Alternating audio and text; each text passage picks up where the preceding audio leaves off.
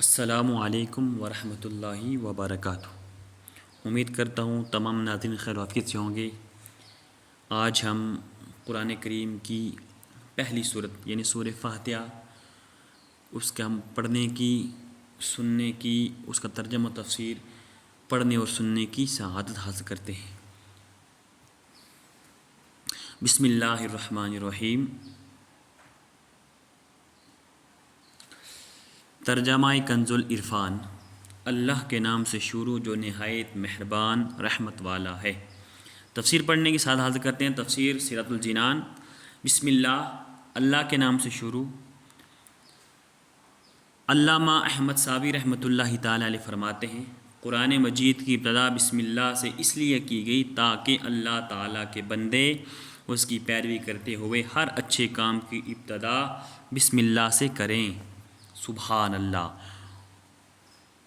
اور حدیث پاک میں بھی ہے کہ اچھے اور اہم کام کی ابتدا بسم اللہ کی سے کرنے کی ترغیب دی گئی۔ چنانچہ حضرت ابو ہریرہ رضی اللہ تعالیٰ عنہ سے روایت ہے، حضور پر نور صلی اللہ علیہ وسلم نے ارشاد فرمایا، جس اہم کام کی ابتدا بسم اللہ الرحمن الرحیم سے نہ کی گئی تو وہ ادھورا رہ جاتا ہے۔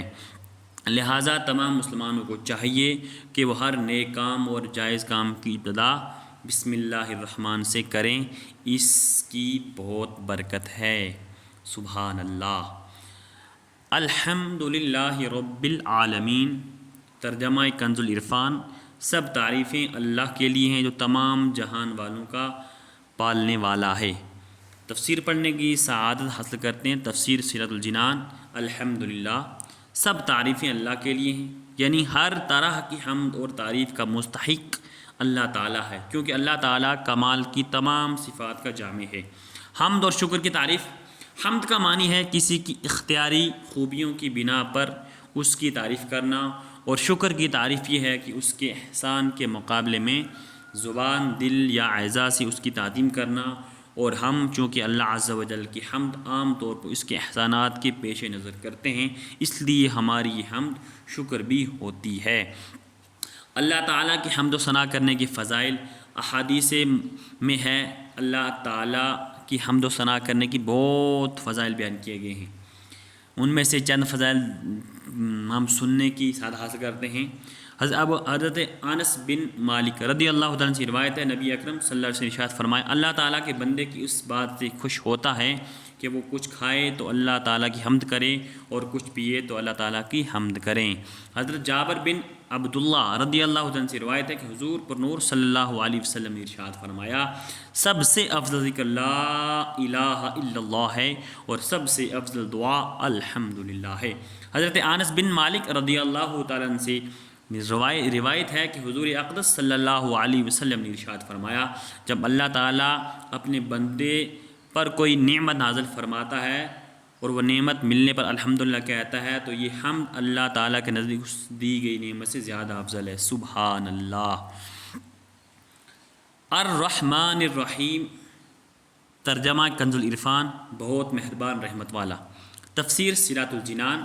الرحمن بہت مہربان، رحمان اور رحیم اللہ تعالیٰ کے دو صفاتی نام ہیں۔ رحمان کا معنی ہے نعمتیں عطا کرنے والی، وہ ذات جو بہت زیادہ رحمت فرمائے، اور رحیم کا معنی بہت رحمت فرمانے والا۔ یاد رہے کہ حقیقی طور پر نعمت عطا فرمانے والی ذات اللہ تعالیٰ کی ہے، کہ وہی تنہا ذات ہے جو اپنی رحمت کا بدلہ طلب نہیں فرماتی۔ ہر چھوٹی بڑی ظاہری، باطنی، جسمانی، روحانی، دنیاوی اور اخروی نعمت اللہ تعالیٰ ہی عطا فرماتا ہے، اور دنیا میں جس شخص تک جو نعمت پہنچتی ہے وہ اللہ تعالیٰ کی رحمت ہی سے ہے، کیونکہ کسی کے دل میں رحم کا جذبہ پیدا کرنا، رحم کرنے پر قدرت دینا، نعمت کو وجود میں لانا، دوسرے کا اس نعمت سے فائدہ اٹھانا اور فائدہ اٹھانے کے لیے اعضاء کی سلامتی عطا کرنا، یہ سب اللہ تعالیٰ کی طرف سے ہے۔ سبحان اللہ۔ مالک یوم الدین۔ ترجمہ کنز العرفان۔ جزا کے دن کا مالک۔ تفسیر سیرۃ الجنان۔ مالک یوم الدین، جزا کے دن کا مالک۔ جزا کے دن سے مراد قیامت کا دن ہے، کہ اس دن نیک اعمال کرنے والے مسلمانوں کو ثواب ملے گا، اور گناہ گاروں اور کافروں کو سزا ملے گی، جبکہ مالک اسے کہتے ہیں جو اپنی ملکیت میں موجود چیزوں میں جسے چاہے تصرف کرے۔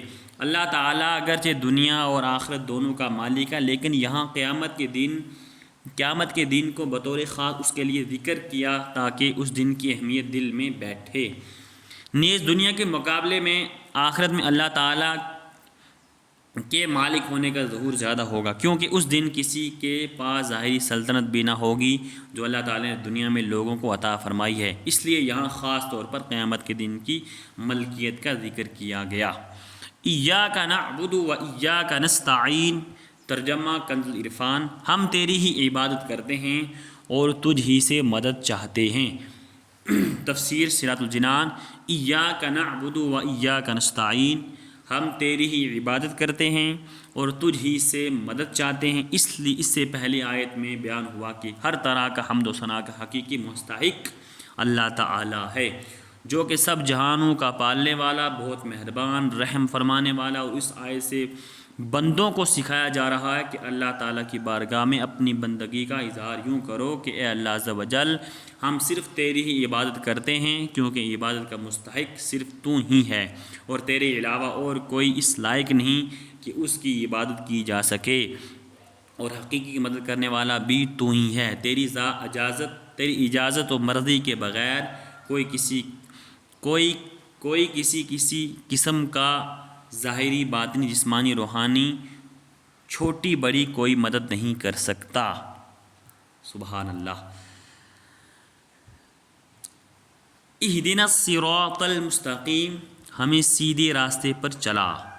تفسیر صراط الجنان، اہدنا الصراط المستقیم، ہمیں سیدھے راستے پر چلا۔ اللہ تعالیٰ کی ذات و صفات کی معرفت کے بعد اس کی عبادت اور حقیقی مددگار ہونے کا ذکر کیا گیا، اور اب یہاں سے ایک دعا سکھائی جا رہی ہے کہ بندہ یوں عرض کرے، اے اللہ عز و جل، تو نے اپنی توفیق سے ہمیں سیدھا راستہ دکھا دیا، جب ہماری اس راستے کی طرف ہدایت میں اضافہ فرما اور ہمیں اس پر ثابت قدم رکھ۔ صراط مستقیم کا معنی، صراط مستقیم سے مراد عقائد کا سیدھا راستہ ہے جس پر تمام انبیاء کرام علیہم السلام چلے، یا اس سے مراد سلام کا سیدھا راستہ ہے جس پر صحابہ کرام رضی اللہ تعالی عنہم، بزرگان دین، اولیاء اعظام رحمۃ اللہ تعالی علیہم چلے، جیسا کہ اگلی آیت میں موجود ہے۔ اور یہ راستہ اہل سنت کا ہے کہ آج تک اولیاء کرام رحمۃ اللہ تعالی علیہم صرف اسی مسلک کے اہل سنت میں گزرے، اور اللہ تعالیٰ نے انہی کے راستے پر چلنے اور انہی کے ساتھ ہونے کا فرمایا ہے۔ فرمان باری تعالیٰ ہے، یا ایھا الذین آمنوا اتقوا اللہ وکونوا مع الصادقین، ترجمہ کنز العرفان، اے ایمان والو، اللہ سے ڈرو اور سچوں کے ساتھ ہو جاؤ۔ صراط الذین انعمت علیہم غیر المغضوب علیہم ولا الضالین، ترجمہ کنز العرفان، ان لوگوں کا راستہ جن پر تو نے احسان کیا، نہ کہ ان کا راستہ جن پر غضب ہو اور نہ بہکے ہووں کا۔ تفسیر صراط الجنان، صراط الذین انعمت علیہم، ان لوگوں کا راستہ جن پر تو نے احسان کیا۔ یہ جملہ اس آیت سے پہلی آیت کی تفسیر ہے کہ صراط مستقیم سے مراد ان لوگوں کا راستہ جن پر اللہ تعالیٰ نے احسان و انعام فرمایا، اور جن لوگوں پر اللہ تعالیٰ نے اپنا فضل و احسان فرمایا ان کے بارے میں ارشاد فرماتا ہے، وَمَن يُطِعِ اللَّهَ وَالرَّسُولَ فَأُولَٰئِكَ مَعَ الَّذِينَ أَنْعَمَ اللَّهُ عَلَيْهِم مِّنَ النَّبِيِّينَ والصدیقین والشہداء والصالحین وحسن اولئک رفیقا۔ ترجمہ کنز العرفان، اور جو اللہ اور رسول کی اطاعت کرے تو وہ ان لوگوں کے ساتھ ہوں گے جن پر اللہ نے فضل کیا، یعنی انبیاء اور صدیقین، شہداء اور صالحین، اور یہ کتنے اچھے ساتھی ہیں۔ آیت صراط الذین انعمت علیہم سے معلوم ہونے والے مسائل۔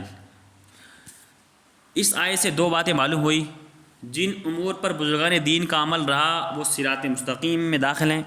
امام فخر الدین رازی رحمۃ اللہ تعالی فرماتے ہیں، بعض مفسر نے فرمایا کہ اہدنا الصراط المستقیم کے بعد صراط الذین انعمت علیہم کو ذکر کرنا اس بات کی دلیل ہے کہ مرید ہدایت اور مکاشفہ کے مقامات تک اسی صورت میں پہنچ سکتا ہے جب وہ کسی ایسے کامل پیر کی پیروی کرے جو درست راستے کی طرف اس کی رہنمائی کرے، غلطیوں اور گمراہیوں کی جگہوں سے اسے بچائے، کیونکہ اکثر لوگوں پر نقص غالب ہے اور ان کی العقلیں حق کو سمجھنے، صحیح اور غلط میں امتیاز کرنے سے قاصر ہیں، تو ایک ایسے کامل شخص کا ہونا ضروری ہے جس کی ناقص شخص پیروی کرے، یہاں تک کہ اس کامل شخص کی عقل کے نور اس سے ناقص شخص کی عقل بھی مضبوط ہو جائے، تو اس صورت میں وہ سعادتوں کے درجات اور کمالات کی بلندیوں تک پہنچ سکتا ہے۔ غیر المغضوب علیہم ولا الضالین، نہ کہ ان کا راستہ جن پر غضب ہوا اور نہ بہکے ہووں کا، جن پر اللہ تعالیٰ کا غضب ہو ان سے مراد یہودی، بہکے ہوں سے مراد عیسائی ہیں، جیسا کہ سنن ترمذی جلد 4 صفحہ نمبر 444 حدیث نمبر 2964 میں ہے۔ اور امام فخر الدین رازی رحمۃ اللہ تعالیٰ علیہ نے بھی یہ لکھا ہے کہ جن پر غضب ہو ان سے مراد بد عمل ہیں اور بہکے ہوں سے مراد بد عقیدہ لوگ ہیں۔ ہر مسلمان کو چاہیے کہ وہ عقائد، اعمال، سیرت، صورت اور ہر اعتبار سے یہودیوں، عیسائیوں اور تمام کفار سے الگ رہے، نہ ان کے طور طریقے اپنائے، نہ انہی کے رسم و رواج اور فیشن اختیار کرے، اور ان کی دوستیوں اور صحبتوں سے دور رہتے ہوئے اپنے آپ کو قرآن اور سنت کے سانچے میں ڈھالنے میں ہی اپنے لیے دونوں جہاں کی سعادت تصور کرے۔ آیت ولضالین سے متعلق شرعی مسائل۔ بعض لوگ ولضالین کو ولضالین پڑھتے ہیں، ان کا احسا کرنا حرام ہے۔ اعلیٰ حضرت امام احمد رضا خان رحمۃ اللہ تعالی فرماتے ہیں ضاد، غاد، ذا، زال سب حروف متباسنہ متعاطرہ یعنی ایک دوسرے سے جدا جدا حروف ہیں، ان میں سے کسی کو دوسرے سے تلاوت قرآن میں قصداً بدلنا، اس کی جگہ اسے پڑھنا نماز میں ہو خواہ بیرونی نماز، حرام، قطعی و گناہ عظیم، افطراء علی اللہ و تحریف کتاب کریم ہے۔ اس مسئلے کے بارے میں دلائل کے ساتھ تفصیلی معلومات حاصل کرنے کے لیے فتاوی رضویہ کی 6 جلد میں موجود رسالہ کا مطالعہ فرمائیں۔ اللہ تبارک و تعالیٰ سے دعا ہے اللہ تبارک و تعالیٰ ہم سب کو قرآن کریم پڑھنے، سمجھنے، اس کی تعلیمات عمل کرنے کی توفیق عطا فرمائے۔ میرے پڑھنے میں، آپ کے سننے میں کوئی غلطی ہو اللہ تبارک و تعالیٰ معاف فرمائے۔ چینل کو سبسکرائب کریں، شیئر کریں، لائک کریں، اور اگر میری غلطی ہو تو اصلاح بھی فرمائیں۔ جزاک اللہ خیر۔ السلام علیکم ورحمۃ اللہ۔